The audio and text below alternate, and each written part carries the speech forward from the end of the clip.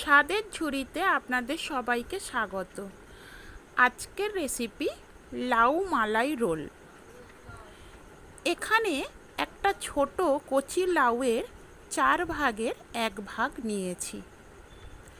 দানার অংশ বাদ দিয়ে লাউটা আমি গ্রেট করে নেব। প্রথমে কড়াতে 1 চামচ ঘি দিয়ে গ্রেট করা লাউ দিয়ে নেড়ে চেড়ে জলের অংশ শুকিয়ে নেব। এবার 100 গ্রাম ছানা, 4 চামচ চিনি ও 1 চিমটি এলাচ গুঁড়ো দিয়ে একটা শুকনো ডো তৈরি করে নেব। ঠান্ডা হয়ে গেলে ছোট ছোট রোলের শেপ দিয়ে নেব। 500 গ্রাম দুধ ফুটিয়ে প্রায় অর্ধেক করে নিয়েছি।